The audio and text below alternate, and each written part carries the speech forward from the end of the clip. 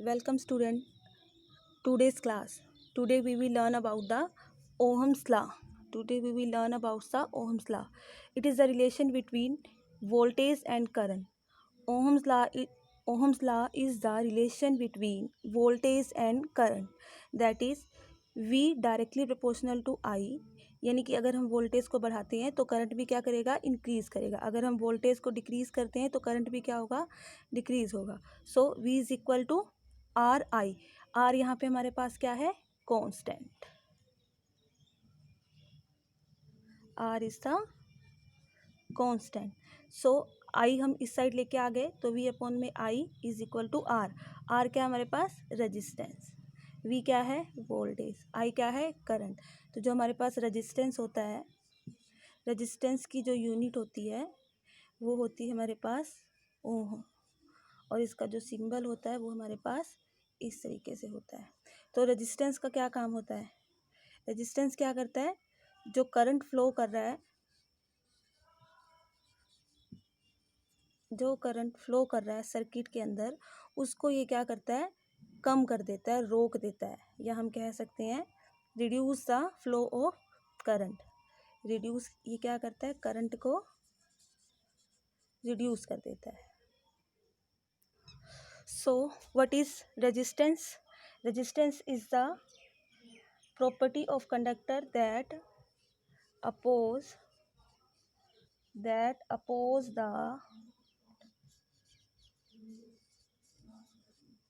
flow of electric current. Flow of electric current. और इसको हम किससे रिप्रेजेंट करते हैं, रेजिस्टेंस को आर से रिप्रेजेंट करते हैं. और इसकी जो यूनिट होती है वो क्या होती है, ओम होती है. क्लियर. तो हमने ओम्स लॉ क्या पढ़ा, ओम्स लॉ हमने पढ़ा कि V directly proportional to I, यानी जैसे जैसे हम वोल्टेज को बढ़ाते हैं करंट भी बढ़ता है. तो इसका हम क्या देखते हैं, एक ग्राफ देखते हैं. तो ग्राफ के अंदर जो ग्राफ बनेगा वो हमारे किसके बीच में बनेगा, V और I के बीच में.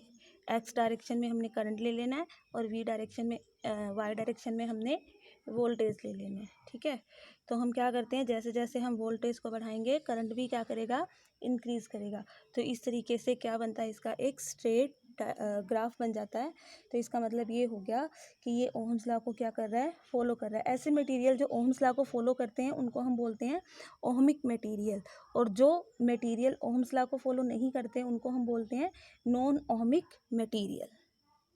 सो हमारा नेक्स्ट टॉपिक है factor on which resistance of a conductor depend. यानी कि जो रेजिस्टेंस है वो कंडक्टर के कौन कौन से फैक्टर के ऊपर डिपेंड करती है. यानी कि जो रेजिस्टेंस है वो कंडक्टर के कौन कौन से फैक्टर के ऊपर डिपेंड करती है. अब कंडक्टर क्या चीज़ होते हैं, जिनके अंदर से इलेक्ट्रिक करंट क्या होता है, ईजिली क्रॉस कर जाता है, यानी कि पास कर जाता है. जैसे कि आयरन हो गया, कॉपर हो गया, इनमें से जो इलेक्ट्रिक करंट है वो ईजिली पास हो जाता है. तो इनको हम क्या बोलते हैं, कंडक्टर बोलते हैं. ठीक है. तो जो रेजिस्टेंस, हर कंडक्टर के अंदर क्या होता है, रेजिस्टेंस होता है. ठीक है.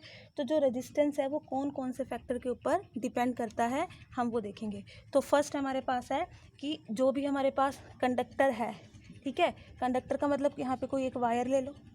क्लियर. तो वायर की जो लेंथ होगी उसके ऊपर डिपेंड करेगा. सेकंड ये डिपेंड करेगा उस वायर का जो एरिया होगा.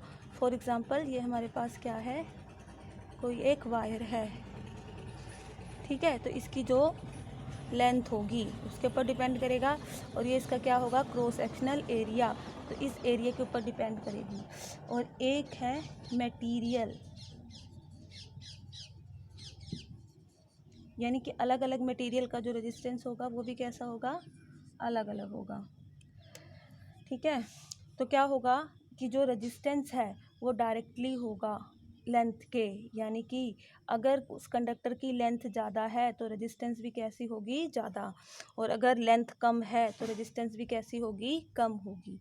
और एरिया कैसा होगा, इन्वर्सली प्रोपोर्शनल होगा. एरिया कैसा होगा, इन्वर्सली प्रोपोर्शनल होगा रेजिस्टेंस के. अगर एरिया कम है तो रेजिस्टेंस ज़्यादा होगा, एरिया ज़्यादा है तो रेजिस्टेंस कम होगा. ठीक है.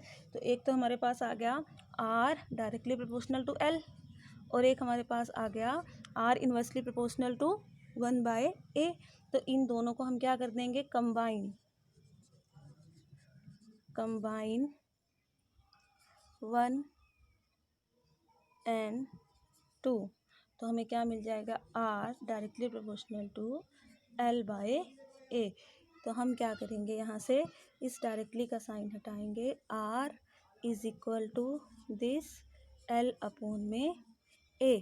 तो ये हमारे पास क्या है, इसको हम बोलते हैं resistivity. This one is the resistivity. ठीक है, तो अगर हम यहाँ से रेजिस्टिविटी की वैल्यू निकालें, resistivity is equal to RA upon में L।